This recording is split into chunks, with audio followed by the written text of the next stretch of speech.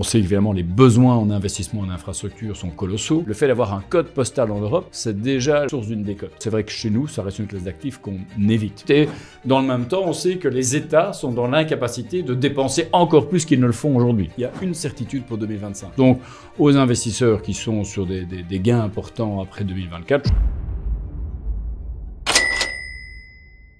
Vincent Juvins, bonjour. bonjour. Merci d'avoir accepté notre invitation dans Blindé, le nouveau format de Colbert. Vincent, tu as fait partie des tout premiers d'ailleurs intervenants de Colbert ou dans Colbert avec La Forge à l'époque. Donc merci de réaccepter notre invitation. Merci de me réinviter. On était ravis déjà à l'époque d'entendre tes éclairages. Je crois que c'était sur 2023, cette fois-ci 2025. On a sauté une année, on essaiera d'être plus régulier, mais... vous, chez JP Morgan, parce que je te présente au passage, tu es l'un des principaux stratégistes en Europe pour la banque d'affaires JP Morgan. Vous avez publié une étude et vous le faites chaque année sur vos perspectives 2025. Et l'idée, c'est que tu nous en révèles quelques clés, si tu en es d'accord. Parfait. Top. Bon, alors parmi les grands éléments de l'année, et c'est un petit peu la discussion qui tourne en boucle, il y a évidemment l'investiture du nouveau président américain. On a un peu l'impression que chaque semaine, on se dit S-1, S-2, que c'est la seule actualité de la semaine. Donc on a l'impression que le monde est en suspens en attendant cette investiture et finalement la mise en place réelle de toutes ces politiques qu'on a estimées, présumées, mais qui ne sont pas si précises que ça. Qu'est-ce que cette investiture, toi, à quoi ça te fait penser et qu'est-ce que tu en penses et en quoi on devra en tenir compte en tant qu'investisseur? Alors, les États-Unis demeurent de loin la première économie du monde. C'est également les marchés financiers qui pèsent le plus lourd dans les indices globaux. Donc, ce qui se passe aux États-Unis doit intéresser tout le monde, à la fois tous ceux qui touchent à l'économie ou tous ceux qui touchent à l'investissement. Donc, évidemment, l'investiture du 47e président des États-Unis, en l'occurrence Donald Trump, est importante.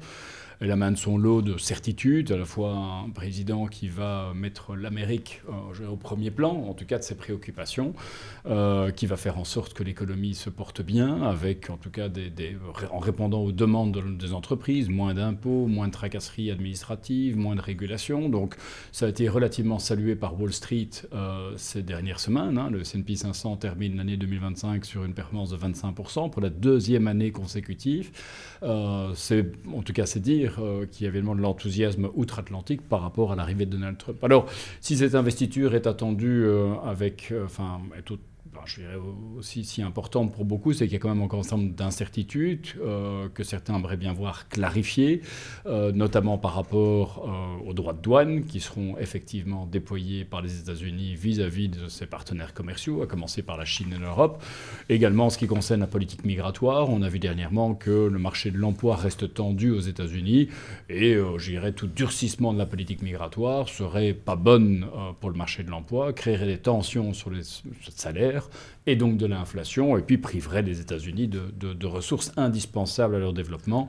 L'un des vecteurs de performance du S&P 500 l'an dernier, ça a été le secteur technologique, qui a dans la plupart des entreprises technologiques un CEO qui n'est pas né aux États-Unis.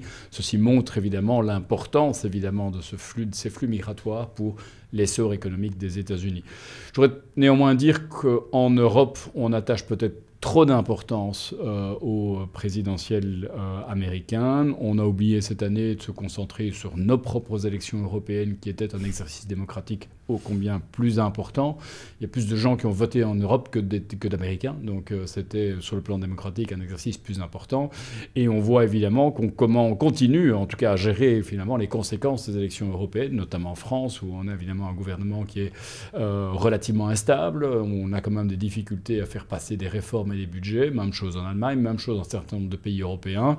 Et moi j'ai envie de dire, vu d'Europe, on aurait mieux fait en 2024 de s'intéresser à ce qui se passait chez nous avant de s'intéresser à ce qui se passait aux États-Unis. Maintenant, c'est légitime, 2025, les États-Unis, ce sera évidemment des éléments principaux. Est-ce que c'est pas parce que, tout simplement, nous, Européens, on est de plus en plus investis sur les États-Unis finalement, les portefeuilles européens sont de plus en plus américains. Ça va aussi avec la montée des fonds indiciels qui sont de plus en plus importants dans les bourses des petits porteurs. Donc, je pense que probablement, ça occupe aussi beaucoup plus de notre esprit. Je crois que si on regarde 30 ans en arrière, le portefeuille d'un Français, c'était Air Liquide, Renault, ces valeurs un peu connues du CAC 40.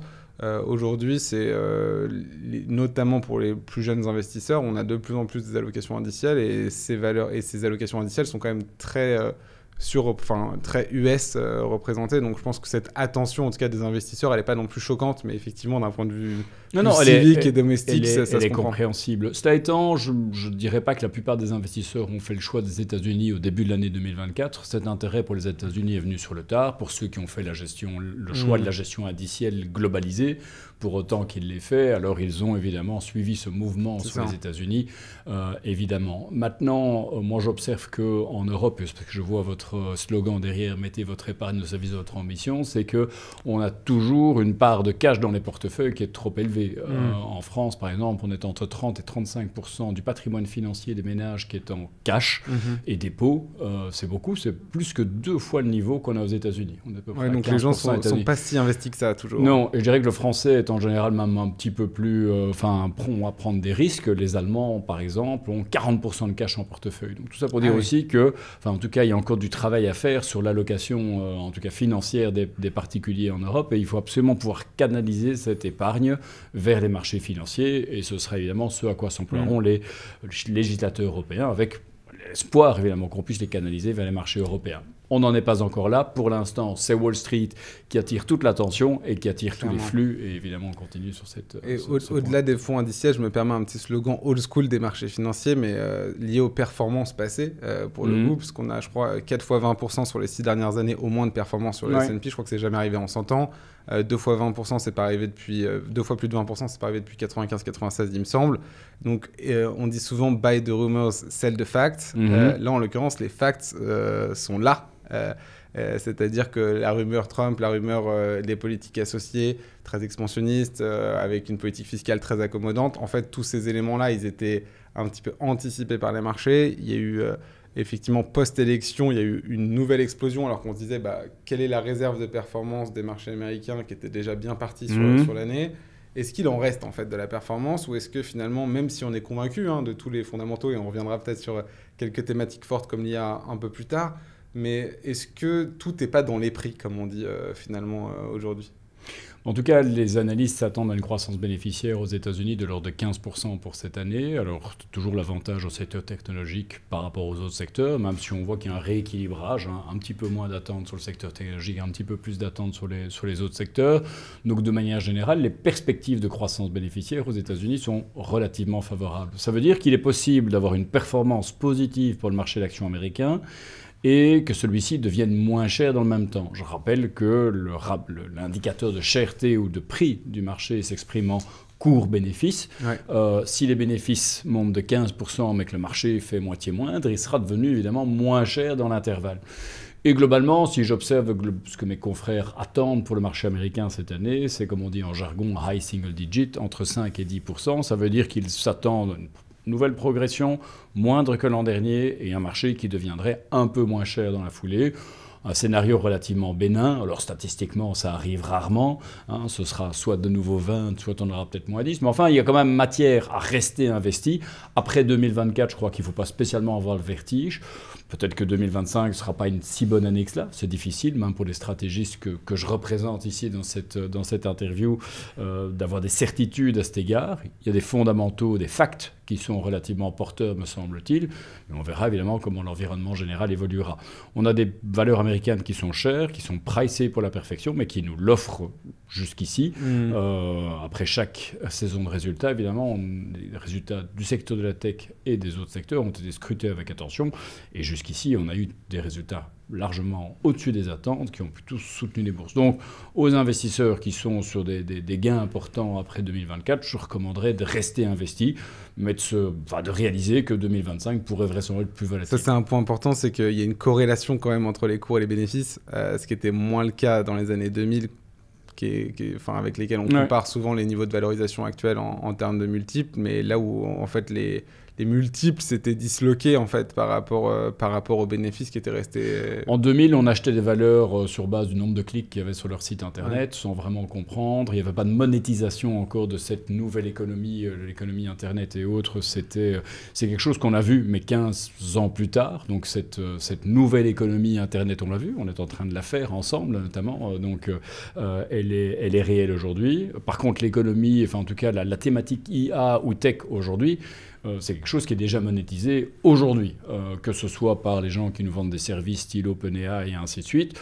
ou dans du hardware. On a tous dû faire des upgrades de nos laptops, de nos téléphones ou que sais-je, pour pouvoir avoir des puces compatibles avec l'IA aujourd'hui. Et je suis convaincu que dans les mois et les années à venir, on va devoir continuer à le faire pour notre voiture, pour notre frigo et que sais-je. Aujourd'hui, réellement, on voit que cette révolution technologique s'émine un petit peu partout dans l'économie. Et pour revenir sur les États-Unis, on va ensuite, c'est la transition naturelle de comprendre aussi cette méga trend que tu commences à citer, qu'est l'IA. Moi, je suis assez intéressé évidemment par la tech US et je trouve qu'on a tendance à dire de manière un peu simpliste, la tech US fait des très belles performances en bourse. En fait, on parle de quelques valeurs. Parce que si on regarde, y compris des large caps, je ne parle pas forcément de petites et moyennes capitalisations, mais y compris des large caps, les performances depuis 2022, qui était une année pour le coup de repli et de repli un peu sévère, notamment pour ces valeurs-là, en fait, il n'y a pas une reprise si importante que ça. Voilà, je pense que je peux citer quelques valeurs. Snapchat, Pinterest, Nextdoor, Match.com, leader du dating dans le monde. On ne peut pas dire que c'est une petite valeur tech, par exemple. C'est un leader de son secteur. Très peu de reprises, finalement. Comment est-ce qu'on explique qu'il y ait tout ce retard entre les méga caps, en fait, les hyperscalers, je crois que vous les appelez comme ça aussi dans vos recherches, et les autres qui restent quand même des leaders mondiaux de leur secteur. C'est quoi l'explication de ce retard ? Il faudrait quasi les prendre une à une. Et évidemment, c'est pas mon job. J'atteins mon niveau d'expertise ici à cet égard. Il est certain qu'au sein de ceci, évidemment, dans les méga caps et les Max 7 qu'on voit beaucoup à Wall Street, c'est déjà la capacité d'appréhender l'IA de manière avec des bilans qui permettent de le faire et d'avoir fait le choix d'être précurseur en la matière, d'avoir la capacité d'acheter les acteurs style, ou en tout cas de contribuer au développement d'acteurs comme OpenAI, comme ce fut le cas pour Microsoft notamment, et d'être en tout cas aux prémices de ce mouvement. Donc je pense qu'aujourd'hui, toute entreprise, que ce soit dans la tech ou ailleurs d'ailleurs, qui n'utilise pas l'IA ou qui ne développe pas de ça dans son business, est en tout cas potentiellement appelée à disparaître. Je pense qu'aujourd'hui, c'est les have et have not, et c'est peut-être déjà un élément qui différencie ces différentes valeurs. Maintenant, il n'y a évidemment pas que le Magnificent Seven, et clairement, nous, dans notre discours, est de dire que il y a évidemment plein d'autres manières de s'exposer à cette thématique d'IA à un stade plus avancé et à meilleur marché. Notamment via des fonds de private equity ou via des fonds de private credit, qui sont une manière finalement de dénicher les futures pépites au moment où elles ne sont pas encore cotées en bourse, au moment où elles ont encore besoin de capitaux. Quelque part, je parle à des acteurs qui sont dans cette situation. Et là, c'est particulièrement intéressant pour nous. Ça nous permet d'avoir des multiples qui sont moindres, ça nous permet d'avoir des gens qui sont innovants et les futurs méga caps. Aujourd'hui, les opportunités dans la tech, pour beaucoup, elles ne voient jamais même les marchés. Si je pense à des gens comme LinkedIn, comme WhatsApp, que sais-je, ce sont des boîtes qui ne sont jamais arrivées en bourse, qui ont été achetées directement par les grands noms de la tech, qui ont des bilans évidemment solides, avec des montagnes de cash et qui peuvent réaliser des acquisitions importantes et se développer rapidement. Et c'est ce qui fait aujourd'hui un petit peu la différence. Là étant, dans cette perspective 2025, l'idée est quand même plutôt d'aller chercher une exposition à la tech à un stade plus avancé, private equity, private credit pour l'avoir à un meilleur compte, d'aller la chercher potentiellement à un endroit où on l'oublie trop souvent, qui est quand même la Chine, où là il y a en tout cas certainement un écart de valorisation qui me semble important. Et c'est vrai qu'en Occident, les liens avec la Chine se sont distendus, donc on ne perçoit plus 100% des développements sur place. Mais la Chine, c'est quand même le leader du 5G mondial, c'est quand même un leader notamment en semi-conducteurs, malgré les difficultés qu'on leur a fait pour l'exportation de technologies, en tout cas sur les semi-conducteurs, ils ont rattrapé leur retard de manière significative en la matière, et ce sera vraiment le plus grand producteur de semi-conducteurs d'ici 2030. Donc voilà notamment une manière de s'exposer, je dirais indirectement à cette thématique tech ou directement mais à meilleur compte. Donc, mais ça doit rester, ça reste chez nous en tout cas un fil rouge dans notre allocation, que ce soit sur les marchés publics ou privés d'ailleurs. Ce que je comprends quand même dans ton discours, c'est qu'un élément de réponse, même si on n'a pas fait de stock picking dans tout ça, mais un des éléments de réponse qui justifie quand même la surperformance des Mag 7, donc de cette plus grosse capitalisation, c'est quand même la thématique IA. Incontestablement, c'est la thématique du moment. Et il se trouve que ce que j'ai trouvé intéressant aussi dans votre recherche, c'est que vous la détaillez un peu plus, cette thématique IA, parce que finalement, on la traite de manière assez simpliste en disant Magnificent Seven, c'est un peu la réponse systématique. Mais quand on fouille un peu, on se rend compte, tu as cité l'exemple de la Chine, qui peut être une alternative pour jouer cette thématique, mais il y a différents segments en fait, de l'IA qui peuvent être joués et qui sont plus ou moins valorisés. Et parfois, on ne sait même pas d'ailleurs où les trouver forcément selon les secteurs. Je ne sais pas si tu veux nous rappeler un petit peu comment vous segmentez ça et ces différents blocs ces différents secteurs en fait, qui vont participer à cette transformation. Mais en fait, on a aujourd'hui les pionniers de l'IA qu'on va retrouver dans les Magnificent Seven. Et réellement, ce qu'on a observé dans l'histoire, c'est que ce n'est pas toujours les pionniers qui sont les leaders de demain. C'est vraiment dans toutes les entreprises qui vont être capables d'adopter l'IA pour révolutionner leur business respectif. Et ça, quelque part, c'est fortement dépendant de l'évolution de la réglementation. Je prends par exemple un secteur où intuitivement, on peut bien se rendre compte que l'IA pourrait révolutionner les choses, c'est le secteur des soins de santé. On a passé la période du Covid dernièrement, il a fallu des mois pour trouver un vaccin, et on l'a trouvé rapidement, mais il fallait le tester sur des souris en laboratoire, sur des humains, que sais-je. Ce procédé de testing a pris beaucoup de temps. Imaginez que la réglementation, finalement, permette aujourd'hui d'utiliser plus largement l'IA dans le développement de vaccins, dans le développement de médicamenteux. Ça pourrait faire épargner des milliards aux sociétés pharmaceutiques et ça pourrait surtout nous faire épargner énormément de temps. Dès lors qu'on aura finalement le feu vert des régulateurs de ces différents secteurs, ça pourrait être finalement un impact tout à fait significatif. Prenons d'autres secteurs, un secteur qu'on connaît bien en Europe, l'automobile. Aujourd'hui, l'automobile, ce qui fait la valeur d'une automobile, c'est plus le moteur. Le moteur, on s'en fiche quelque part. Les moteurs deviennent des moteurs électriques. C'est aujourd'hui le système d'exploitation embarqué et, si possible, l'IA embarquée. Des groupes comme Stellantis, par exemple, pour citer un exemple, ont fait le choix dès l'an passé d'intégrer OpenAI, notamment le système d'exploitation de certains de leurs véhicules. On voit que ce sera de plus en plus un élément, en tout cas, qui permettra aux constructeurs de se démarquer des autres, c'est l'IA embarquée. Donc, l'objectif est vraiment de passer de ces hyperscalers qui sont les pionniers à toutes les entreprises qui vont pouvoir aujourd'hui implémenter l'IA dans leur business respectif et disrupter quelque part leur secteur d'activité. C'est un peu la phase 2, quoi. C'est la phase d'application un peu qu'on a eu sur le cloud. D'abord, on développe les infrastructures, il y a 3-4 grands champions qui se dégagent et ensuite des applications métiers sur voilà. un tas de secteurs. Moi, parmi les thématiques d'investissement associées que j'ai trouvées intéressantes aussi, je t'en ai dit quelques mots avant qu'on commence à enregistrer d'ailleurs, c'est l'énergie, parce que ça paraît une évidence. D'ailleurs, les hyperscalers commencent à s'y intéresser fortement, notamment avec des projets nucléaires.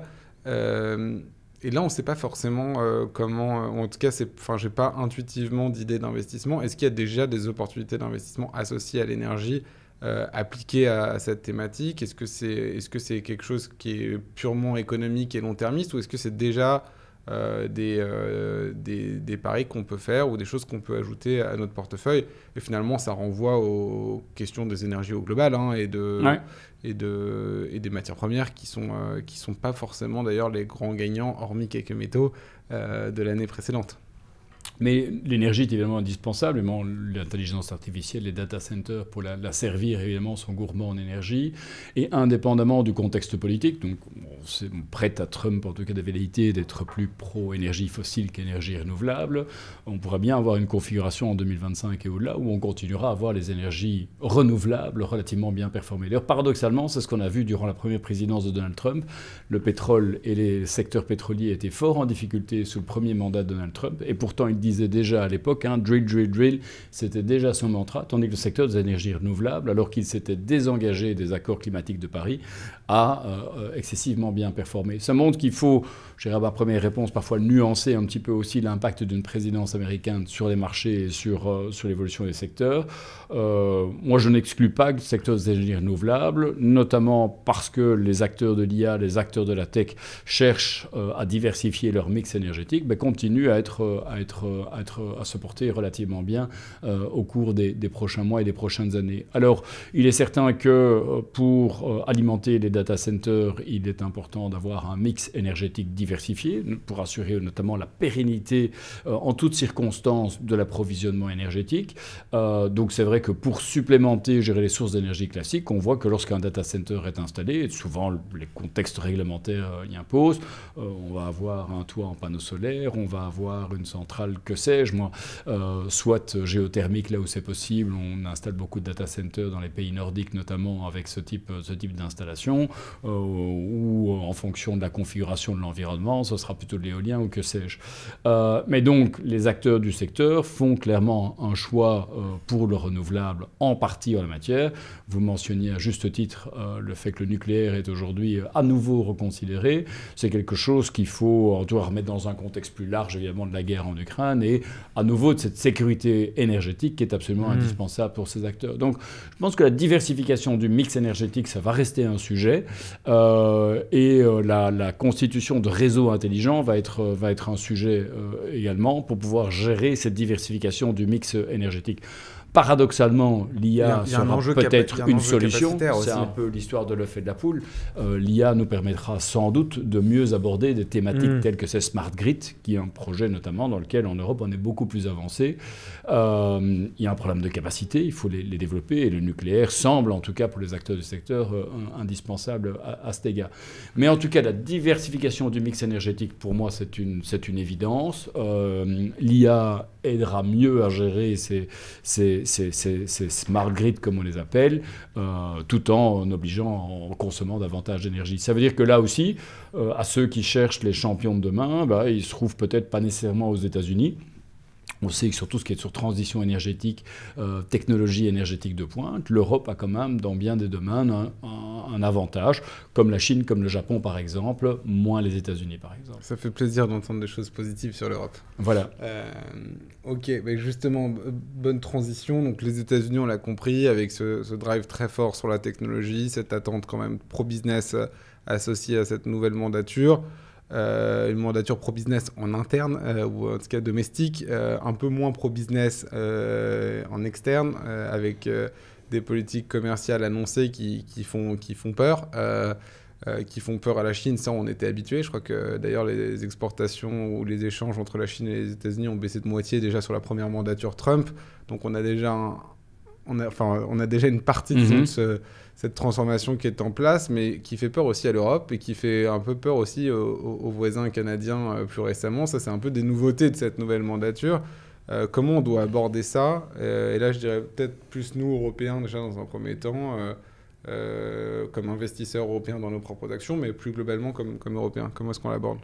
De toute façon, à ce stade, on n'a pas encore toutes les réponses. On ne sait pas si, effectivement, on aura des droits de douane de 60% sur les importations chinoises et de 10% sur toutes les importations américaines. Donc c'est pour ça, évidemment, qu'on en revient à notre premier point. Évidemment, l'investiture de Donald Trump est importante. On verra son discours inaugural, les politiques qui seront menées dans les jours et les semaines qui suivront. Je dirais à quelle sauce les exportateurs européens et chinois seront mangés, si tant est que ce soit le cas. Alors, il se peut que ce soit évidemment une technique de négociation, de taper fort pour avoir quelque chose qui s'en approche. On a beaucoup parlé de ces 60% de droits de douane sur les importations chinoises. Je voudrais tout de même rappeler qu'on a fait pas loin en Europe, avec 45% de droits de douane sur les importations de véhicules électriques chinois. On en a fait moins grand cas. Le sujet des tensions commerciales va être évidemment un sujet qui va rester avec nous en 2025 et au-delà.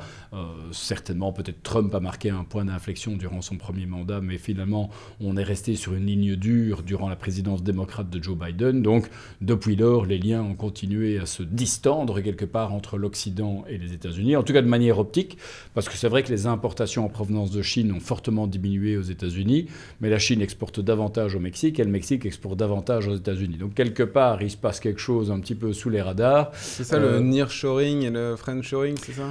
Alors oui, il y a évidemment le friendshoring. Les États-Unis utilisent beaucoup le Mexique, l'industrie américaine comme base arrière pour leur industrie. Donc c'est notamment le cas dans l'automobile. Maintenant, la Chine a quand même été assez aussi intelligente et a dévié évidemment ses exportations via le Mexique ou via d'autres marchés pour réexporter aux États-Unis en échappant la plupart du temps aux droits de douane. À suivre. Je pense qu'il est trop tôt aujourd'hui pour tirer des conclusions sur ce dossier. J'ai envie de dire qu'on est quand même dans une meilleure situation pour aborder celui-ci qu'on l'était en 2016. Tout d'abord, comme vous l'évoquiez, aujourd'hui, les liens sont distendus et les importations en provenance de Chine ont déjà fortement baissé. Donc ça veut dire que finalement la sensibilité à ceci a baissé. En Europe aussi, on est mieux armé, entre guillemets, pour y faire face. En 2016, je pense qu'on était objectivement critiquable sur nos investissements trop faibles, notamment pour l'OTAN. Aujourd'hui, on a atteint les 2% du PIB, donc on a déjà moins de raisons de se fâcher avec notre allié américain, notamment sur le fait qu'on profite de celui-ci pour notre protection, mais qu'on ne paye pas notre juste part à ceci. Ouais.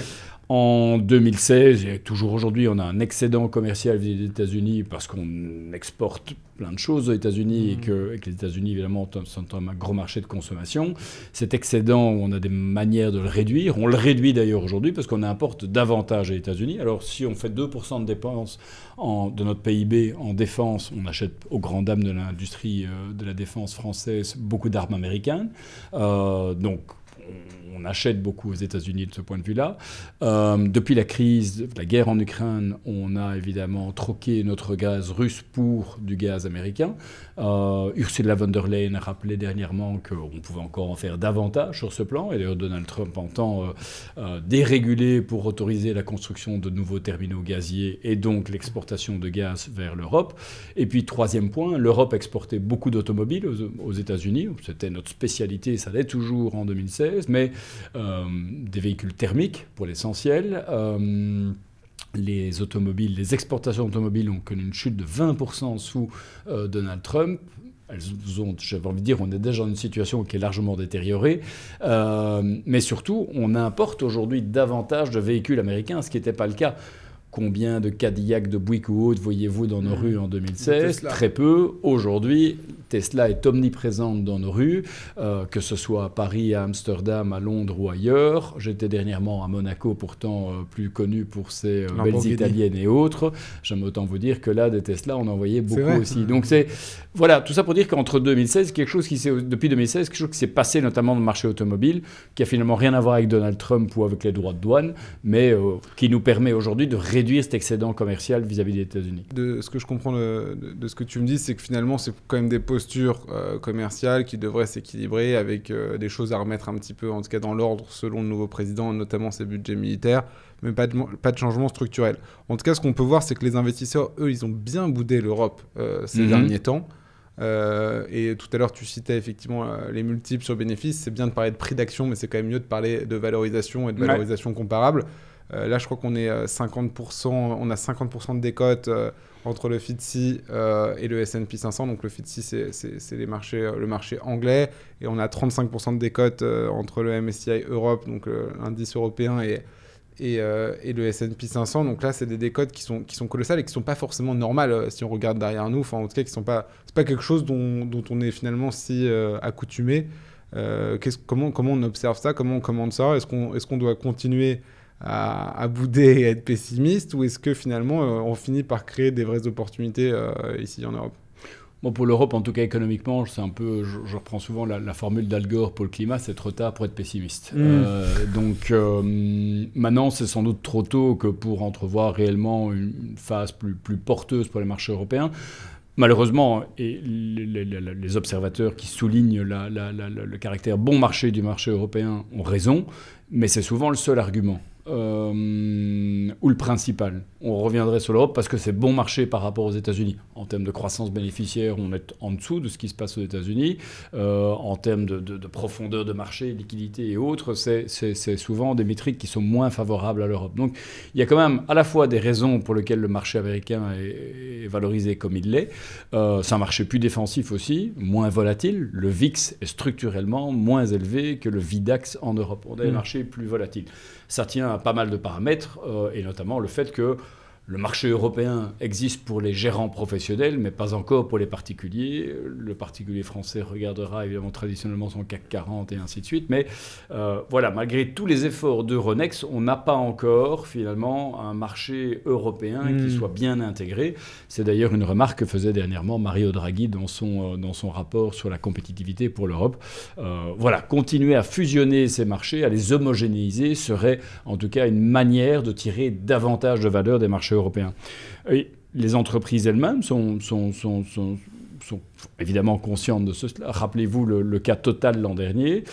Total envisageait de se faire coter aux États-Unis. Et sans rien changer à leur business, simplement par le fait d'accéder sur un marché plus liquide, où on a des investisseurs qui ont plus d'actions en portefeuille, moins de cash et qui est plus défensif, Total aurait sans doute vu avec ce mouvement sa valorisation augmenter. Alors c'est un exemple parmi d'autres, mais le fait d'avoir un code postal en Europe, c'est déjà le source d'une décote. Alors il ne faut pas perdre espoir évidemment, les valorisations c'est quand même important pour les rendements à long terme.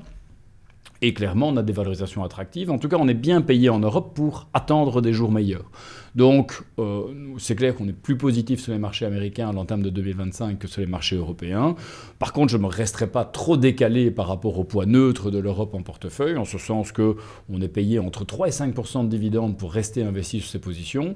Et il y a quand même quantité de secteurs ou de valeurs qui sont dignes d'intérêt. On parlait de transition énergétique là tout à l'heure. Par exemple, dans ce domaine, on est évidemment en avance. Dans certains pans, en tout cas des soins de santé, notamment tout ce qui est recherche médicale et autres, on est également en avance. Si on devait avoir un assouplissement des régulations, ça pourrait être quelque chose qui pourrait bien fonctionner. À court terme en Europe, il y a certainement une dynamique de génération de revenus. On sait que l'immobilier a connu une traversée du désert. J'entrevois en 2025 et au-delà sans doute un regain d'activité dans le secteur. On a du rendement et des prix qui pourraient remonter. Et des taux plutôt un peu plus accommodants. Et des taux qui, eux, vont effectivement baisser et soutenir a priori ce marché. Juste parenthèse, les dividendes aux États-Unis, j'ai lu dans votre rapport, c'est plutôt 1% en moyenne contre 4% sur 1 à 2% aux États-Unis. Par contre, ils rachètent beaucoup d'actions. Et bon, ça doit être pris en compte dans le calcul d'un rendement. Mais le marché américain est clairement un marché de croissance plutôt qu'un marché de rendement. L'Europe est plutôt un marché de rendement. Ouais. Et en Europe, on a des champions, donc l'automobile, tu l'as dit, les champions de l'exportation. On avait aussi des champions français. D'ailleurs, on commençait à les nommer un petit peu comme les Magnificent Seven ou les GAFAM à une époque. On n'en parle plus trop de ces acronymes. Je crois que c'était Cole, je ne sais plus exactement quel était. Il y a eu les Granola. Voilà, les Granola. Mais en tout cas, on est leader mondial du luxe avec Hermès, Kering, LVMH, L'Oréal d'une certaine façon. Qui sont des valeurs qui ont été un peu, même beaucoup secouées en bourse l'année dernière, à l'exception d'Hermès. Comment est-ce qu'on appréhende ça ? Je précise que du coup, corrige-moi si je me trompe, mais que cette dégradation de ces valeurs est extrêmement liée à la Chine. Je fais volontairement la transition. Et la demande chinoise, est-ce que finalement la relance européenne ne doit pas aussi venir de ces champions ? Et ces champions, ils sont... l'automobile, tu en as dit quelques mots et on comprend la difficulté du secteur, et d'ailleurs ça s'est vu dans les cours aussi, et le luxe finalement, non ? Alors, sur l'automobile, j'ai peu d'espoir à court terme. Alors, on essaye de protéger notre industrie avec des droits de douane supplémentaires, mais je pense que tous les spécialistes du secteur s'accordent à dire qu'on a quand même du retard sur les Américains, sur les Chinois, en termes sur la transition énergétique, sur les véhicules électriques. On n'est clairement pas au niveau de nos concurrents. Donc, ça mettra du temps. En avance sur la réglementation, en retard sur l'industrialisation. Voilà. Alors, je ne suis pas un spécialiste du secteur automobile, mais il me semble qu'on est quand même une guerre en retard en la matière et que les chaînes de valeur sont mieux développées aux États-Unis et en Chine. On a fait l'erreur en Europe, finalement, de subventionner l'achat de véhicules électriques, alors que nous n'avions pas une production qui pouvait répondre à cela. Donc, finalement, l'argent européen a été utilisé pour subventionner des achats de véhicules américains et chinois. Et pas... Subventionné au sens propre. Oui, donc voilà, et on a des consommateurs qui hésitent encore à passer le pas de l'électrique aujourd'hui et qui sont un petit peu en difficulté pour poser ce choix.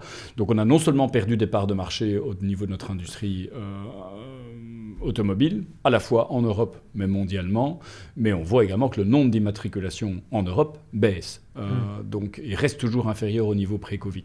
Donc je ne pense pas que le salut viendra de l'automobile et de nos exportations automobiles au moment où en Chine l'électrique est subsidié à tel point que un véhicule électrique est moins cher qu'un véhicule thermique et surtout que les liens entre Europe et Chine se sont distendus. Aujourd'hui, rouler en BMW dans les roues de Shanghai, c'est moins le sujet que ça c'était il y a quelques années. Heureusement pour l'industrie française, le luxe est resté encore relativement épargné dans ce contexte-là. Mais enfin, on a quand même une consommation qui est en grande difficulté en Chine et on marche quand même sur des œufs. Encore une fois, on est avec des liens qui sont distendus entre Occident et Chine actuellement. Si la Chine repart en 2025, ce qui est une possibilité, en tout cas, vu les niveaux bas qu'on a actuellement, je ne suis pas sûr que l'Europe en profitera autant qu'elle n'en profitait par le passé. Ok. Donc prudence sur cette thématique de s'exposer via l'Europe au rebond de l'économie chinoise. Je pense qu'on le fait plus facilement avec une exposition au marché chinois. Une exposition au marché chinois et notamment tech chinoise peut-être. Par exemple. En tout cas, pareil pour faire le fil rouge du coup sur ces multiples. La Chine, c'est des multiples proches de ceux du UK qui sont les plus faibles d'Europe. On est en dessous de 10 fois les bénéfices attendus. En dessous de 10 fois, donc c'est encore en dessous du UK. On est au-dessus de 20 fois sur le S&P 500. Ouais. Donc voilà, ça vous donne un ordre d'idée. Pourtant, il y a des grands champions de la tech en Chine. Donc on peut parler du marché domestique, évidemment. On vient d'en dire quelques mots. On peut parler évidemment de la crise immobilière. Mais il y a quand même ces grands champions, y compris champions mondiaux, de la tech chinois. Le sujet du moment, c'est TikTok d'ailleurs. Ouais. Mais comment est-ce qu'on explique finalement cette décote ? Parce que si on croit dans cette méga thématique qu'est l'IA, pourquoi la Chine n'aurait pas d'hyperscaler et pourquoi elle ne serait pas bien positionnée, sachant qu'en plus, tu l'as dit aussi en introduction, ils ont tout un tas d'atouts, notamment matériels, avec les puces, sur la thématique. Pourquoi une telle décote ? Alors, il faut quand même se rappeler que ces 2 dernières années, il y a un tour de vis réglementaire assez dur qui a été effectué en Chine, qui a notamment contraint beaucoup de groupes technologiques, notamment, on l'a vu dans la presse, qui a inquiété en Occident à juste titre. Donc c'est vrai qu'on a, contrairement à ce qui se passe aux États-Unis où on a laissé les grands groupes technologiques se développer, ici clairement les autorités chinoises ont voulu garder le contrôle sur les groupes technologiques au détriment de leur capacité à réaliser de la valeur. On se souvient évidemment de ce qui est arrivé avec Alibaba ou autre. On voit que le pouvoir central entend garder la main sur ce type d'entreprise. Et évidemment en Occident, c'est quelque chose qui était évidemment pas bien perçu, raison pour laquelle les investisseurs en tout cas sont devenus plus prudents par rapport à l'exposition en Chine. Néanmoins, je pense que les dirigeants chinois ont appris de leurs erreurs et essayent aujourd'hui de relâcher quelque peu la bride, se rendent compte que dans cette bataille technologique qu'ils livrent avec les États-Unis, il faut pouvoir laisser aussi leur secteur technologique s'exprimer. Ça a été le cas dans certains domaines, mais pas dans tous. Et on sent en tout cas qu'il y a quand même un petit point d'inflexion actuellement en Chine pour essayer de, en tout cas, relaisser plus d'autonomie à ces groupes pour se développer. Et je pense que dans le sillage, on pourrait revoir un regain d'intérêt pour des investisseurs pour ce type de secteur. Il y a une grosse dépendance aussi à leur marché d'investisseurs domestiques, qui sont les principaux investisseurs sur les actions chinoises. Ouais. Tu parlais tout à l'heure des Européens qui sont des épargnants précautionneux avec 35% de cash. Ouais. Je crois qu'en Chine, on a 25% de cash. Est-ce que ça, c'est une situation qui est normale ou est-ce que c'est plutôt une position très conservatrice qui est amenée à évoluer et que c'est là que se trouve une partie de la réponse ? C'est là que se trouve une partie de la réponse. Le Chinois est très conservateur de manière générale dans l'allocation de son patrimoine. Il a en tout cas plus de 60% d'immobilier dans son patrimoine. Alors, ce n'est pas le patrimoine financier. Sur le patrimoine financier, le cash est omniprésent. Je crois qu'on est bien au-delà de 25%. Oui, c'est sur le total, les 25%. J'ai pas le chiffre. Sur le total, ça peut être 25%. Par exemple, sur le total financier et non financier, les actions ne représentent que 5%. Pour donner un petit peu une idée. Sur le patrimoine financier, j'ai pas le chiffre, mais on sera sans doute à du 60%. Peut-être 70% de cash, notamment pour les Chinois, pour combler évidemment à l'absence de mécanismes de protection sociale tels qu'on les a chez nous, qui sont encore sous-développés en Chine. Donc les marchés d'actions représentent fort peu dans le patrimoine des ménages actuellement. C'est néanmoins un vecteur, c'est un impact sur le sentiment qui est non négligeable. Vous allez dans les rues de Shanghai, vous voyez souvent d'ailleurs affichés sur les billboards les performances de la bourse chinoise et autres, comme partout, quand la bourse va bien, c'est en général quelque chose qui est positif pour le sentiment. Et clairement, en 2024, ça a été un des soucis des autorités, conscientes qu'elles n'avaient pas pouvoir finalement relancer le marché immobilier très rapidement. Elles se sont focalisées notamment sur les marchés boursiers en baissant les taux, quelque part en faisant de la répression financière, en obligeant les investisseurs à se diriger vers les marchés d'actions, ou en prenant des mesures techniques, notamment pour obliger les investisseurs locaux à prendre davantage d'exposition, notamment sur les marchés d'actions chinois. C'est quelque chose qu'on pourrait revoir en 2025, me semble-t-il. On a vu effectivement du coup un certain nombre de politiques un peu plus accommodantes aussi, ou en tout cas de relance, de volonté de relance du gouvernement chinois à partir de, je crois, fin Q3 2024, et ça a été pour le coup salué par les marchés sur les semaines qui ont suivi, avec un vrai rebond qui était pas si durable que ça, mais en tout cas un vrai rebond. Donc on voit que les marchés quand même restent attentifs à ce que, et très sensibles aux décisions finalement du gouvernement chinois. À quoi s'attendre du coup de ce point de vue-là, du point de vue domestique? On parle beaucoup des relations Chine-États-Unis, donc plutôt de politique extérieure, mais en politique intérieure et notamment en politique économique intérieure. Est-ce qu'on peut s'attendre à des choses et donc espérer, puisqu'on voit effectivement cette sensibilité très forte entre ces annonces et les marchés? En tout cas, l'an passé, finalement, ça a relativement bien réussi. Pas pour relancer la confiance, mais en tout cas pour relancer les marchés boursiers dans l'ensemble, puisque le marché boursier chinois fut l'un des meilleurs en termes de performance en 2024. Donc je pense qu'ils continueront par cette voie en 2025. Ils ont eu du succès avec cette stratégie en 2024. Ça devrait finalement rester partie en tout cas de leur stratégie en 2025. Je pense qu'ils continuent d'essayer, alors pour l'instant de manière imparfaite, ils ne sont pas arrivés à relancer la confiance. Ils ont surtout baissé les taux, mais sans confiance, il n'y a pas de demande de crédit associée. Donc c'est vrai que cette baisse de taux, c'est un petit peu perdu pour l'instant. Donc il faut lancer la machine par la confiance. Et pour ce faire, c'est clairement la politique budgétaire qui est au centre de l'attention. On n'a pas vu de grand plan de relance comme on l'avait vu en 2008. Les Chinois sont prudents, sachant qu'ils payent encore aujourd'hui quelque part les conséquences de ce plan de relance de 2008, notamment sur l'immobilier, ce qui explique un petit peu leur prudence. Mais enfin, j'ai la conviction, en tout cas on voit qu'ils continuent d'essayer, et vu les force, ils vont quand même bien y arriver, ils n'ont d'ailleurs pas d'autre choix. Et donc, je pense un peu comme l'Europe, peut-être même encore plus que pour l'Europe, il est dangereux d'être sous-exposé à la Chine. Alors, il est trop tôt pour être surpondéré en Chine, dans la mesure où on a toutes ces incertitudes par rapport à Donald Trump. Par contre, quand vous payez un marché à moins de 10 fois les bénéfices attendus sur les 12 prochains mois, c'est vraiment un marché value, c'est la Chine. Et par ailleurs, un marché qui affiche de relativement confortables perspectives de croissance bénéficiaire. Donc on a vraiment un marché qui est très bon marché et dont on sent que les dirigeants chinois pourraient l'utiliser pour relancer un petit peu la confiance. Donc, c'est quoi une exposition normale à la Chine du coup? Tu parles de surpondération, sous-pondération à la Chine. Toi aujourd'hui, dans un portefeuille, comment est-ce que, d'ailleurs sur les 3 géographies finalement qu'on vient de citer, États-Unis, Europe, Chine, qui sont les 3 principales, on fera peut-être un passage sur les autres émergents, mais c'est quoi les pondérations je dirais de classique que selon toi? Alors, États-Unis, c'est incontestable, nous avons autour de 65-70%. Okay. Sur la Chine, on serait plutôt à hauteur de 5 à un maximum 10% pour les plus aventureux. Mais enfin, 5% me semble être en tout cas un niveau cible pour une allocation à la Chine, d'autant plus compte tenu des valorisations actuelles. Ok, et l'Europe 10-15? Eh bien, je sèche sur ce point. Par contre, la réponse se trouve dans notre guide des marchés, qu'on peut retrouver sur notre site internet. Mais on vous le mettra. On l'avait plus que 10-15, mais oui, on doit être, enfin, la somme doit faire ça, évidemment, on est d'accord. Mais c'est ça. Bon, on mettra le lien. Avant de, t'inquiète pas, je mettrai le graphique précis. Mais merci pour ça. Avant de passer peut-être aux autres classes d'actifs, et notamment à 2 classes d'actifs qui ont explosé l'année dernière, ou qui ont très bien performé. Donc je pense aux métaux et je pense aux cryptos. Oui. Je voudrais bien juste un mot ou deux sur les autres émergents. Moi, je vois de plus en plus de mes clients, et notamment de mes jeunes clients, qui me demandent de l'Inde spécifiquement dans leur portefeuille.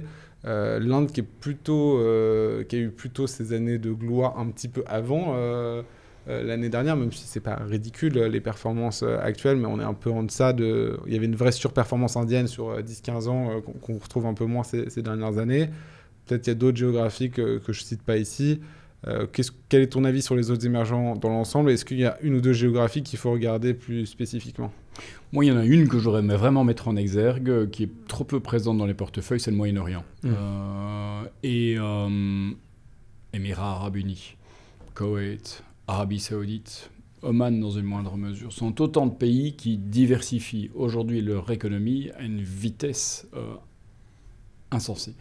On avait des marchés financiers qui étaient uniquement liés à l'industrie pétrolière et qui aujourd'hui sont en train de se diversifier de manière tout à fait fantastique. Alors on le sent bien sous le tourisme, c'est indépendant, mais le développement de ces économies est hallucinant. On a une forte croissance démographique, mais beaucoup de moyens financiers que pour accompagner, je dirais, la transformation de ces économies et une relativement bonne gestion de ces économies qui fait que réellement, tant sur les marchés obligataires que sur les marchés d'actions, sont certainement en tout cas des marchés auxquels je m'intéresserai davantage, des marchés qui ont en tout cas toujours un peg avec le dollar, donc les devises de ces pays sont liées à la valeur du dollar. Ça veut dire qu'on a des relativement bons rendements également dans ces pays qui dépendent de ce qu'on peut voir aux États-Unis. Donc c'est certain que Moyen-Orient, ça reste évidemment relativement faible dans l'hiver en termes de pondération, mais c'est quand même des marchés qu'il faut regarder. Alors l'Inde, je comprends évidemment que ce soit populaire. Pour l'économiste que je suis, l'Inde est une belle histoire. C'est un pays qui a, ces dernières années, finalement, été mieux géré que ne l'a été la Chine à nombre d'égards. Par contre, c'est bien dans le prix. La valorisation de l'Inde par rapport au marché exprimé par rapport à sa valeur comptable, ça pourrait 4 fois. C'est tout à fait stratosphérique en termes de valorisation. C'est même plus cher que la tech américaine. Ouais. Donc voilà, faut distinguer les prix. C'est une belle histoire, mais belle histoire économique, mais d'un point de vue financier, c'est bien valorisé. Essayons peut-être de chercher des thématiques qui passent un peu sous le radar. Et le Moyen-Orient, franchement, c'est peu cité. Nombre d'entre nous pensent parfois à des vacances à Dubaï et autres, mais en tout cas, ce qui se passe dans la région est tout à fait hallucinant et mérite d'être abordé en tout cas dans nos portefeuilles. Ok, hyper intéressant. On va regarder ça. On vous mettra quelques indices locaux aussi si vous voulez regarder en lien du podcast. Du coup, on attaque les deux classes d'actifs qui sont peut-être un peu différentes, ou en tout cas qui dépendent de critères un peu différents, qui sont les matières premières. Et je dirais peut-être on peut distinguer les métaux et les autres matières premières, parce que c'est des histoires très différentes, surtout ces dernières années. Comment est-ce qu'on explique ce rallye de l'or, notamment l'année dernière, et dans une moindre mesure celui de l'argent, est-ce qu'il faut toujours en avoir dans son portefeuille? Est-ce que c'est une bonne idée? Ou est-ce que c'est juste les prémices d'une récession? Non, je ne pense pas qu'il faut d'ailleurs faire le lien avec une thématique économique, un lien entre cette performance de ces matières premières et une thématique économique. Aujourd'hui, quand on regarde qui a acheté de l'or en 2024, ce sont des banques centrales, et beaucoup des banques centrales émergentes. Il se fait que dans le monde, les gérants de réserves de change sont face à un problème, certainement, c'est que le dollar, omniprésent, est instrumentalisé dans les sanctions économiques. Évidemment, dans des pays comme la Russie, comme l'Iran, comme la Chine, dans une moindre mesure, ça suscite des inquiétudes. Lorsqu'on a vu dernièrement que les avoirs russes en dollars pouvaient être confisqués, gelés, et même les avoirs en euros, évidemment, ça interpelle dans ces pays et on cherche à diversifier ses réserves de change. Donc, derrière les grands flux qu'on a pu voir sur l'or, c'est essentiellement des banques centrales émergentes. Moi, je n'ai pas vu d'énormes engouements auprès des investisseurs particuliers. Cet engouement se justifierait si on était face à un scénario hyper-inflationniste ou déflationniste. Ce n'est pas notre scénario pour 2025 et au-delà. Donc moi, je préconiserais une exposition limitée à l'or. Pour moi, ça s'entend dans un grand patrimoine pour avoir une diversification optimale. Je pense qu'on parle souvent d'une exposition à 5% sur l'or. Je n'en mettrai pas davantage. L'or, je le rappelle, c'est bien connu, n'offre pas de revenus. Et encore une fois, il n'y a pas de justification économique derrière le rallye de l'or qu'on a pu voir. Tant pour l'argent que pour l'or, ça a été la même dynamique. C'est finalement lié aux tensions géopolitiques et aux émergents qui se protègent de celles-ci en s'exposant à l'or. C'est un peu le phénomène dédollarisation qu'on a vu commenter. Moi, j'avoue que j'ai eu un invité très bullish très optimiste sur les métaux et très, pour le coup, bearish, donc très pessimiste sur les marchés. En fait, il faisait la corrélation entre les valos des marchés américains, le niveau d'endettement et du coup ces valeurs-là. Donc c'était assez intéressant. Vous et moi, toi et moi, on va pas aller payer notre sandwich à midi avec des pièces d'or. Donc, je veux dire, ça reste encore relativement limité. Je ne crois pas en la fin du dollar comme monnaie de référence dans les systèmes d'échange. Non, ça reste anecdotique. On en est encore très loin. N'oublions pas que derrière les facteurs qui déterminent le caractère de monnaie de réserve, c'est pas uniquement des facteurs économiques, c'est même aussi parfois des facteurs purement militaires. C'est ce qui a fait que le dollar a supplanté implémenté la livre sterling il y a 100 ans, ça a été aussi finalement le renforcement des États-Unis sur le plan économique et comme première puissance militaire. Quand les États-Unis signent des accords de sécurité, notamment avec des pays du Moyen-Orient comme l'Arabie saoudite, il est certain que ces pays vont évidemment rester adossés au dollar et que ça ne va pas changer demain. Par contre, pour ceux qui sont dans le viseur de Washington pour des sanctions économiques, c'est certain qu'eux essayent de trouver des alternatives au dollar. Et puisque l'euro n'en est plus une pour beaucoup, dans la mesure où on a, dans le contexte de la guerre en Ukraine, utilisé les revenus des avoirs russes en euros gelés pour aider l'Ukraine, c'est clair que l'euro est un petit peu perçu aussi comme une monnaie qui n'est pas sûre pour ce type de pays. Donc l'or, cryptocurrency, sont des alternatives tout trouvées pour ce type d'acteurs. Et du coup, tu fais déjà la transition avec les cryptos qui sont de plus en plus difficiles à éviter et qui s'imposent comme une classe d'actifs, je veux dire, standard. Je pense que la création d'ETF les a institutionnalisés. Oui. Je crois que BlackRock est le premier détenteur de Bitcoin au monde, ou l'un des premiers détenteurs de Bitcoin au monde, en tout cas aujourd'hui, qui est le principal émetteur d'ETF Bitcoin.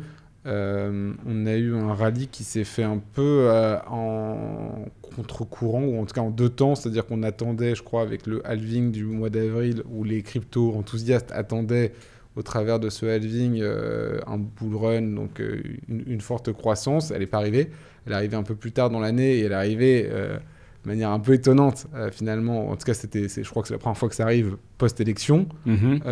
Comment toi tu as appréhendé finalement, comment tu appréhendes cette classe d'actifs? Est-ce que maintenant tu considères qu'il faut l'avoir dans ses allocations? Voilà, je sais que Jamie Dimon à l'époque qui est le président de JP Morgan, était pas forcément le premier enthousiaste. Je crois qu'il a un peu révisé son jugement sur la classe d'actifs plus récemment. Est-ce que toi tu t'alignes avec lui? Comment tu vois ça? Alors, j'imagine que dans ceux qui vont nous regarder, il y en a beaucoup qui sont évidemment des aficionados des cryptocurrencies, du Bitcoin et autres. J'en fais toujours pas partie, très, très franchement, même si je trouve que la technologie est évidemment séduisante et je serais particulièrement séduit par un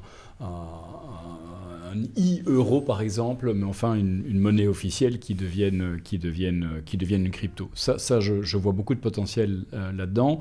Ce qui m'ennuie avec les cryptocurrencies, en tout cas avec la première d'entre elles, le Bitcoin, c'est que ça reste un actif qui est très volatile. Ça, c'est une évidence. Alors, en 2024, on est tous volatile dans le bon sens, ravis de voir une performance positive. Rappelons-nous quand même, ces dernières années, il y en a eu des années difficiles aussi. Et je voyais que le monde de la crypto était quand même dans ce contexte-là moins enthousiaste. Donc, la volatilité, c'est une certitude. Quand on gère un fonds d'investissement, on gère avant tout un budget risque. Donc, en abordant les cryptos, on utilise déjà une grosse partie de notre budget de risque pour ce type de classe d'actifs. Et alors, composer un portefeuille, finalement, c'est un peu comme un assemblage d'un vin. Il faut essayer de trouver l'allocation qui soit un petit peu optimale d'un point de vue rendement-risque et les corrélations entre classes d'actifs. Or, la crypto, jusqu'ici, nous montre des corrélations qui sont instables, tantôt corrélées avec l'inflation, tantôt avec les actions, tantôt avec les obligations. Enfin, on n'a pas de corrélation qui est très, très stable. Donc, à ce stade, je suis conscient qu'on a des beaux rendements en 2024, mais dans le cas de figure qui est le mien, j'utilise beaucoup de mon budget risque. J'ai finalement, lorsque je veux le placer dans mon allocation, c'est pas très clair dans quel contexte ça va apporter de la diversification par rapport à mes autres classes d'actifs. Dès lors, c'est vrai que chez nous, ça reste une classe d'actifs qu'on évite. On peut investir dans le Bitcoin de manière alternative. On revient à notre thème tech. Finalement, on peut faire un parallèle avec la ruée vers l'or aux États-Unis. Ceux qui sont devenus riches, ce n'est pas les chercheurs d'or, c'est ceux qui ont installé les voies de chemin de fer pour y arriver. Voilà, nous, on investit dans les data centers, dans les boîtes tech qui le font, et puis le Bitcoin, on verra. Mais quelque part, la remontée des cryptocurrencies, c'est également à mettre dans un contexte de tensions géopolitiques. Et on sent qu'il y a des flux financiers qui doivent s'opérer via des canaux financiers alternatifs. Et la crypto en est une. Alors bon, il y a eu dans le grand public plus d'engouement pour la crypto que pour l'or. Donc il n'y a pas uniquement des flux financiers liés au contexte géopolitique. Il y a eu des flux financiers d'investisseurs qui y croient. À tort ou à raison, je ne suis vraiment pas là pour juger. Il y a juste que dans le contexte spécifique de la gestion... seule chose qui lui confère sa valeur par ailleurs, voilà, c'est d'y croire. De la gestion que nous faisons, pour moi, c'est un peu problématique, c'est volatile et je n'ai pas une corrélation qui est claire avec mes autres classes d'actifs. Ok, bah, tu vois, je suis surpris. Je pensais que ça commençait à s'introduire, y compris sur des portefeuilles plus classiques. Mais disons qu'en gérant un portefeuille, on a ce qu'on appelle une responsabilité fiduciaire. Je devrais être en mesure de justifier mes choix et de dire que si aujourd'hui je préfère les actions-obligations, je dois pouvoir expliquer à mes clients quel est le raisonnement qui m'amène à porter cette décision. Or, objectivement, dans le cas d'espèces sur les cryptos, je suis un petit peu démuni sur ma capacité à lier une performance avec une réalité économique sous-jacente ou même quel est le juste prix aujourd'hui d'un bitcoin. Est-ce que c'est 100 000 ? Est-ce que c'est 500 000 ? Est-ce que c'est 1 million ? Enfin, je veux dire, c'est le prix que la communauté qui y adhère décide de coller dessus. Et ça devient problématique. Je n'ai pas de capacité de justifier a posteriori un choix que je ferai en la matière. Tout à l'heure, tu parlais de la crise des années 2000 sur la bulle Internet et tu disais à l'époque on valorisait au clic. Le bitcoin, là, j'ai entendu récemment une nouvelle expression que j'aime beaucoup, je trouve très parlante, c'est l'économie de l'attention. Et on valorise l'attention finalement. Et dans les cryptos, il y a le bitcoin dont on parle qui est la principale crypto et qui est pour le coup la valeur de réserve due à sa quantité finie.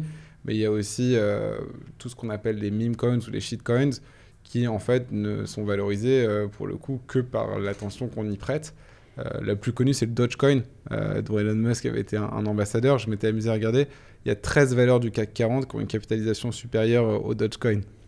C'est quand même assez fou, mais probablement, si on doit filer l'analogie, elle est entre la crise Internet de 2000 et les valos actuelles, elle est peut-être plus là que sur les Magnificent Seven, par exemple. Oui, encore une fois, ici, dans mon propos, je veux absolument choquer personne. Je suis vraiment pas du tout un spécialiste des crypto-monnaies. Encore une fois, la technologie est intéressante. Je trouve dans des fonds d'investissement classiques, c'est sans doute pas la juste place de ce type d'actifs. Maintenant, la technologie sous-jacente peut aider dans le cadre de flux financiers, alors parfois opaques, qui sont peut-être moins intéressants d'un point de vue économique. Bon, la meilleure anecdote que j'ai sur ce sujet, je discutais dernièrement avec un ami qui travaille dans l'humanitaire et lorsque finalement les associations humanitaires gèrent finalement des centres d'aide dans des pays où les systèmes financiers sont moins développés. Il faut pouvoir payer les équipes, il faut pouvoir payer les structures et ainsi de suite. Et souvent, ça se fait, je dirais, dans ce genre d'environnement avec des valises de billets ou que sais-je. Mais à ce moment-là, la crypto peut être un moyen de, en tout cas, opérer le transfert de manière plus sécurisée pour les équipes en local. Donc il est certain que tout ce qui est technologie sous-jacente, la blockchain et autres, je suis évidemment hyper enthousiaste sur cette technologie.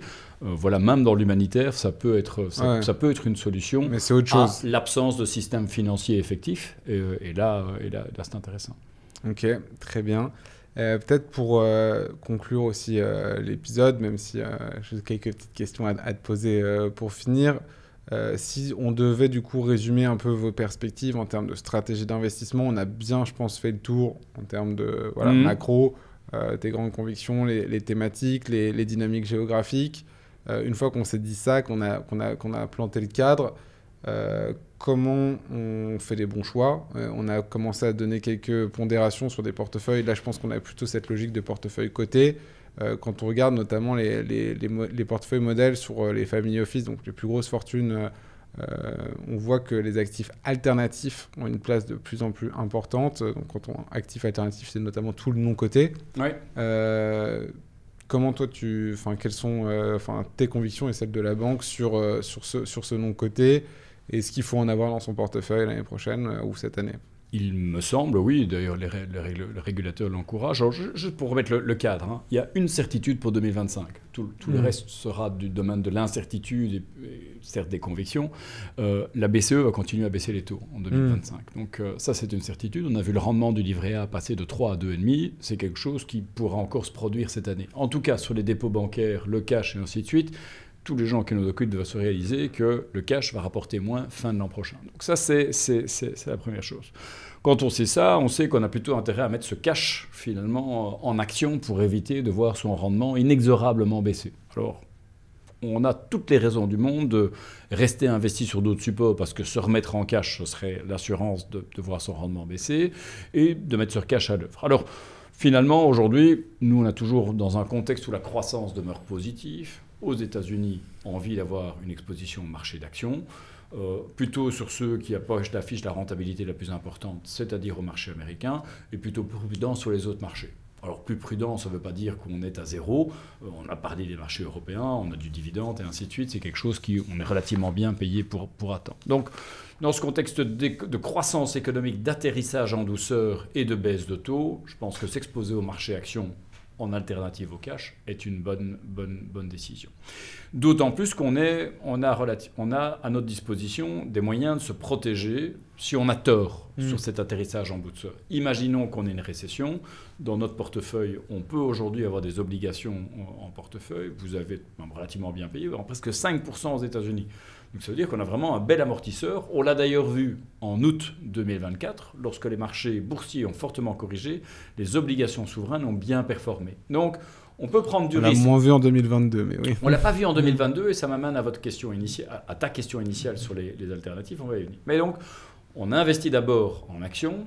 On a à côté de ça des obligations, toujours mieux que le cash, pour nous protéger si l'environnement économique devait se dégrader de manière inattendue. Et puis troisièmement, puisqu'on a des incertitudes sur l'inflation qui avaient conduit à ces difficultés en 2022, on avait vu actions et obligations baisser de concert. Et ces incertitudes, elles vont demeurer tant qu'on n'aura pas de clarification des intentions de Donald Trump, notamment en termes de commerce ou de migration. Eh bien, on va avoir une corrélation entre actions et obligations qui sera inconfortablement élevée. Et dans ce contexte-là, les actifs alternatifs, les actifs réels peuvent nous aider. Alors, alternatifs, c'est beaucoup de choses. Ça peut être le private equity, le private credit, qui sont en tout cas une source de décorrélation, mais surtout une source de rendement supplémentaire. Ça nous permet notamment, on en revient à la tech, d'investir dans la tech et l'IA à un stade plus avancé du développement de ces entreprises, et donc où on a la possibilité d'en tirer davantage de valeur. Ça peut également être investir dans l'immobilier, on en a parlé. Je pense que l'immobilier devrait bénéficier de la baisse des taux, devrait être une source de rendement intéressante. Donc dans ce contexte-là, des actifs réels comme l'immobilier peuvent être considérés. Et puis dans le monde des actifs réels, on a quantité de possibilités jusqu'à des infrastructures, notamment des infrastructures énergétiques pour alimenter les data centers qui font qu'on peut consulter OpenAI ou que sais-je.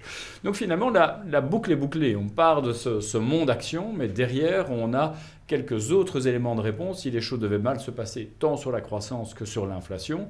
Et on a aujourd'hui pas mal d'opportunités. Ce qui fait qu'à l'entame de 2025, malgré les incertitudes qui sont face à nous, je suis relativement positif. On sait que le cash va voir son rendement baisser. On n'a pas trop d'autre choix que de rester investir ou de le mettre en action. Et être préparé pour la volatilité, mais avec des actifs alternatifs et des actifs obligataires, on a de quoi voir venir par rapport à un regain de volatilité. Et sur l'obligataire, en termes de duration, ce que je comprends, c'est quand même qu'il faut plutôt être relativement court. Alors, il fallait l'être en début d'année. Maintenant, on commence à atteindre des niveaux qui commencent à redevenir tentants. On n'est pas loin du 5% aux États-Unis. Je ne crois pas que, compte tenu des éléments qui sont actuellement en notre connaissance, qu'on doit s'inquiéter de taux américains qui iraient toucher les 6 ou 7%. 5%, c'est vraiment un rendement qui est particulièrement attractif. Je ne pense pas que le dollar sera détrôné de sa première place dans les échanges internationaux. Il y a encore de la place. Il y a encore de la place. Je crois que les États-Unis ont un déficit important, ce qui peut quelque part susciter de l'inquiétude, mais ont également un potentiel de croissance important et finalement une inflation tendancielle qui reste également relativement bien orientée. Donc 5%, même couvert contre le risque de change, en euros, ça nous fait toujours 3,5%. Donc ça reste quand même quelque chose d'intéressant en termes de rendement et surtout en termes d'amortisseur si problème économique il devait y avoir. Donc tenter d'augmenter la duration à ce moment-ci maintenant qu'on approche des 5%. Et sur les thématiques, si on veut justement se protéger thématiques sur les actifs privés, est-ce qu'il faut aller chercher des actifs? Donc, tu as cité l'immobilier. L'immobilier, c'est souvent, notamment l'immobilier commercial, c'est souvent indexé à l'inflation. Donc, est-ce que c'est ça les stratégies à suivre? Et donc, si c'est ça, j'imagine les infrastructures sont aussi les sujets à regarder. Infrastructures, bien évidemment. C'est un gros sujet, notamment pour nous sur le marché français, où on voit que les institutionnels sont de plus en plus, enfin évidemment, recherchent ce type d'exposition. On sait évidemment les besoins en investissement en infrastructure sont colossaux pour s'adapter au changement climatique climatique. À l'heure où on fait cette interview, on a vu les images dramatiques en provenance de Californie. On a vu ce qui s'est passé à Mayotte ces derniers mois. On a vu ce qui s'est passé à Valence. Donc on voit évidemment que partout, l'impact du climat sur nos infrastructures, sur nos villes est important. Et donc suscite d'importants besoins, en tout cas notamment d'adaptation. Donc ça, c'est une chose. D'infrastructures, notamment énergétiques. On en revient à nos data centers et ainsi de suite. Et dans le même temps, on sait que les États sont dans l'incapacité de dépenser encore plus qu'ils ne le font aujourd'hui. Partout en Europe, c'est la restreinte budgétaire qui est actuellement discutée au niveau des exécutifs. Donc c'est clair que les gouvernements auront tendance à essayer d'attirer les investisseurs privés pour cofinancer ce type d'investissement en infrastructure. Donc quelque part, ça donne de la visibilité aux investisseurs privés de co-investir avec les investisseurs publics, d'avoir en tout cas cette transparence et cette visibilité sur le rendement des projets dans lesquels ils investissent. Est-ce que tu veux te risquer à une pondération sur ces grandes classes d'actifs pour l'année, ou est-ce que tu veux que je mette directement votre forecast Non, on n'a pas de recommandation. D'ailleurs, je ne fais ici aucune recommandation en termes d'allocation. Ce ne serait pas correct de le faire dans la mesure. Ici, je donne, sur une allocation cible qu'on aurait balancée chez JP Morgan Asset Management. Voilà ce qu'on fait, en tout cas dans les décisions qu'on prend. L'allocation, évidemment, des gens qui nous écoutent dépend de leur profil d'investisseur, à discuter avec leurs conseillers et ainsi de suite. Globalement, dans une allocation balancée, on peut estimer qu'aujourd'hui, des alternatifs, le poids doit se situer entre 50 et 30% d'un portefeuille équilibré. En tout cas, lorsqu'on fait un peu des modélisations économétriques, c'est souvent à ces niveaux-là qu'on parvient à améliorer quand même de manière significative le couple rendement-risque. Chaque année, on réalise un exercice qui s'appelle nos hypothèses de rendement à long terme, dans lesquelles on détermine quelles sont nos performances attendues à 10-15 ans pour la plupart des classes d'actifs, ainsi que les attentes de volatilité. Et on constate que lorsqu'on a un portefeuille diversifié classique de type 60-40, 60% actions, 40% obligataires, si je rajoute 30% d'alternatifs au détriment des actions et des marchés obligataires, on peut augmenter le ratio de Sharpe, finalement, qui tangibilise ce couple rendement-risque de 50%. Ah oui. Donc, l'ajout d'alternatifs, c'est quelques contraintes en termes de liquidité, mais c'est en termes de robustesse de la performance à moyen et long terme, quelque chose qui est tout à fait salutaire. Ça tombe bien parce que l'État veut qu'on en ait tous dans nos portefeuilles. Voilà, donc et il a raison. Et il a raison, la loi climat, on a industrie verte, pardon. Donc on en reparlera peut-être à une autre occasion. Vincent, je pense que je vais te poser quelques petites questions complémentaires, mais en tout cas, ça clôt l'épisode. Est-ce que tu as un mot de la fin? Est-ce que tu voulais ajouter quelque chose pour 2025? Est-ce qu'on peut te souhaiter quelque chose en particulier? Espérons que 2025 soit aussi bonne que 2024. Alors évidemment, tu citais un certain nombre de statistiques d'entrée de jeu. Évidemment, c'est vrai que la barre est haute. 2 années consécutives de performance à plus de 25% pour le S&P 500. Ça ne veut pas dire que la fatalité, c'est qu'on ait inévitablement une performance négative en 2025. Moi, je reste relativement optimiste. Je pense qu'en tant qu'investisseur, l'optimisme, c'est la clé. Et je pense qu'à l'entame de 2025, oui, mon message est évidemment de rester optimiste. Je pense que il y a chaque année quantité de raisons pour ne pas investir. Aujourd'hui est toujours le plus mauvais moment pour investir. C'est les valorisations qui sont trop élevées, c'est le budget qui n'est jamais voté, c'est le changement climatique et ainsi de suite. Or, on voit qu'au travers des crises, des événements climatiques ou géopolitiques, les marchés ont ces dernières décennies. Le pire, c'est de ne pas démarrer. Voilà. Le pire, c'est de ne pas démarrer. Vincent, merci beaucoup d'avoir accepté notre invitation et à très bientôt, j'espère, sur un nouvel épisode.